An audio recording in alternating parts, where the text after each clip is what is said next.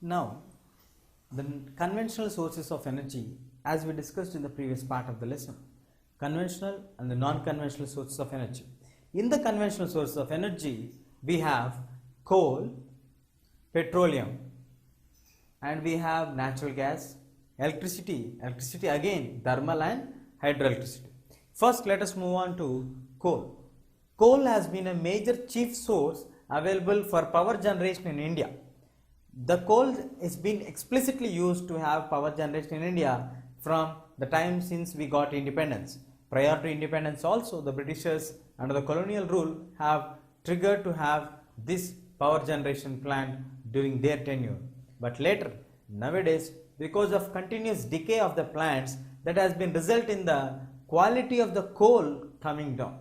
So which has resulted in the formation of lignite. Lignite is a low quality brown coal available for us. Lignite fields are available for us located in Neyveli in Tamil Nadu, where this coal also is being used nowadays to generate electricity. And the other negative impact what we have for us when we use coal is the thermal usage of coal leads to temperatures increase when it compares to the day-to-day temperatures, and when it gets overheated, the overheating temperature also is used in some of the factories and industries known as bituminous coal, which is giving very high temperatures for them to burn it, and it is nearly 200 million years age. According to the geologists, the formation of the coal has been traced, and many of the northeastern states like Assam, Meghalaya, Arunachal Pradesh contribute for the larger availability of coal. And even we also have in Telangana state where the Singareni coal mines are found. Jharkhand we have the coal mines, and we also have in Karnataka coal mines are present for us. So coal is a major source of power generation. Because of the continuous decay of plants and swamps, it has been resulting into the disastrous situation. The availability of the coal quality is coming down, resulting in the low brown quality of coal, lignite. As we don't have any other possible alternatives in a larger scale, we are using the same lignite coal, and in the Neyveli of Tamil Nadu, which is used to generate electricity. We also have very high temperatures as an impact of usage of the coal, and it is being traced by geologists that around 200 million years would be the age of the formation of the coal from many years. And in many parts of India we find coal. That's why coal is being used explicitly and extensively for power generation. Now moving on to the next category of energy, that is in the conventional source of energy, that is petrol. Petroleum is actually known as a mineral oil also. The mineral oil actually it has been used to heaten the products as well as to lighten the products. In order to generate electricity, at the same time in order to burn some things also we use this mineral oil, and it has also been a nodal industry, a key industry for synthetic textile industries, chemical industries and the fertilizer industries, where petroleum products are also added for this. The mineral is added to make the extracts out of the industries like textile industries, chemical industries and the fertilizer industries. We also have on the layers which are oil is found, and the above layers we have gas. As it has light weight, the gas layers are found above the oil layers, and these both are found under the layers of the rocks which are sandy, and where it is having porous layers, where porous means holes. When the holes are present, the oil gets filled into that rocks. So the non-porous layers would be a good rock to get petroleum product outside from that rocks. And in India we have 63% of the petroleum available from the Mumbai High located in the Arabian Sea, and 16% from the northeastern state of Assam, where the Digboy plant is being established, the petroleum plant is being established. So petroleum, the most important mineral oil which is used to heat and lightening the products, where it has also been a main nodal industry for the industries which are associated with this one, like the synthetic textile industries, chemical industries, fertilizer industries, and we also have petroleum gas available for us with the less weight when compared to oil. So above layers of the oil layers we find the petroleum layers, and we have in India 63% of the requirements of India are fulfilled by the Mumbai High, which is located in the Arabian Sea, and in the Digboy plant of petroleum, where 16% of the India's requirement are derived from Assam, from this region. And next, moving on to the natural gases. natural gas is the most economical friendly or eco-friendly gas or eco-friendly energy, which we say that environmental friendly energy also. The only and only gas which is environmentally friendly, and we also have economical friendly, which is used as a clean energy, because you get petrol mixed with some products, you get coal which is non-renewable energy, whereas natural gas you don't have any negative implications, where high temperatures has a negative effect of coal, and here you have the porous rocks which take away the oils, and we have the possibility like petrol may get into exhaustible state, whereas natural gases were clean energy, safe energy, and which is used in the raw materials, which is an environmental friendly energy. In India, especially for us in Andhra region, we have in the KG basin we have found this one, and nowadays many of the vehicles, instead of using petrol and diesel, now they are moving on to have the CNG vehicles where the compressed natural gas is used, and it is of very low noise, whereas it is also contributing for reduction of the sound pollution on a very larger scale. That's why natural gas is also known as a clean energy, as well as it is used for raw material in many industries. It is an environmental friendly one, and it is also economically very good and competitive for the nowadays, in the modern days, to use this one.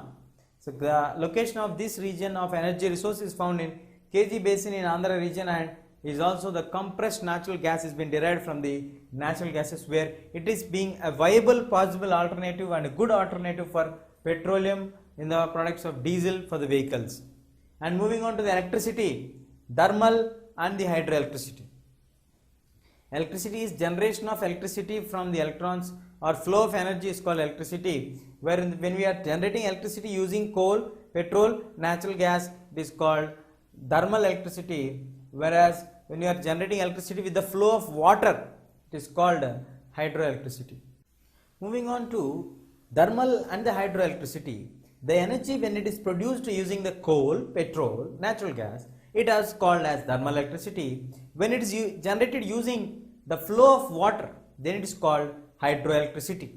In India, we have nearly 310 power plants coming under the category of thermal power plants, whereas in hydro we have very few, like Damodar Valley Corporation, then Kapikara hydro power projects, which are very less in number, but they are also known as multi-purpose projects.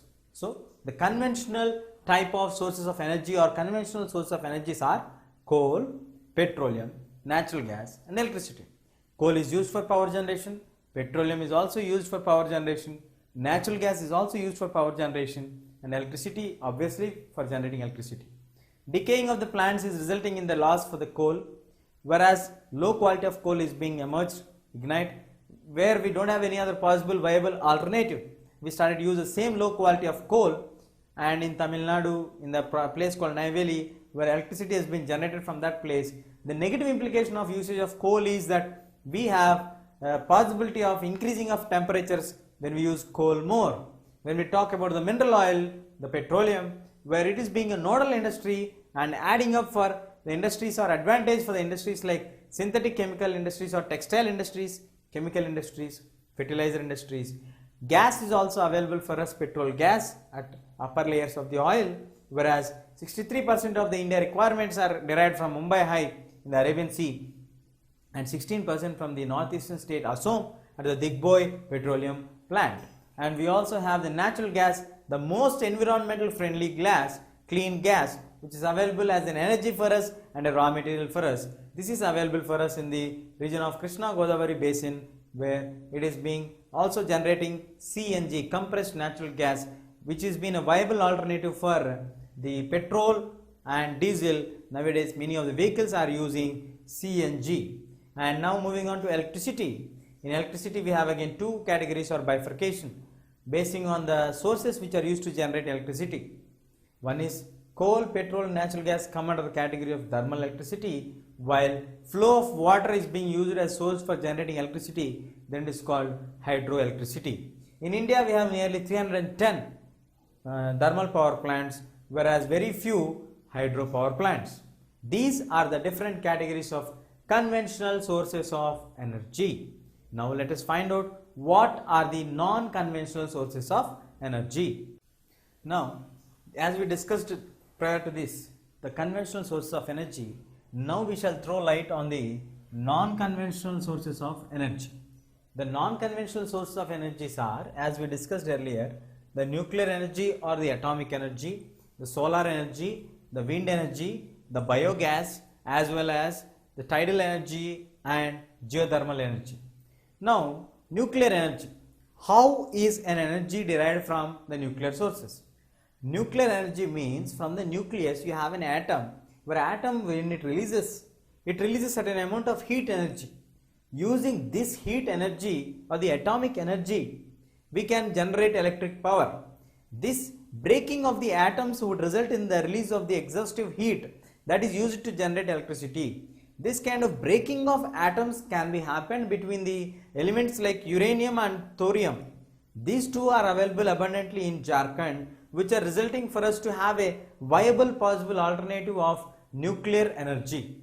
India is a country where it is blessed with heavy sunlight and huge water, waves, tides and abundant insolation energy and availability of various nuclear elements which can react and generate electricity for us. So nuclear energy can be generated by breaking the atoms.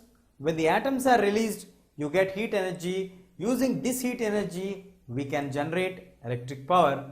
The elements which can contribute for the contribution of or for the extraction of nuclear energy are uranium and thorium, where we have in Jharkhand. These are available in large number. Nowadays, we are planning in Tamil Nadu with the cooperation and collaboration of USSR government or the Russian government, the Kundalkulam power project or nuclear power project to be established on the edge of Chennai or in the Tamil Nadu coast, where we are having to have a new nuclear power plant to meet the requirements of India of the modern day times. Now moving on to solar energy. Solar energy. Solar energy, India has been basically located with the latitudes of 8 degrees north to 37 degrees north of the northern hemisphere. We all know that 0 is the equatorial point and 23.5 is the tropical point.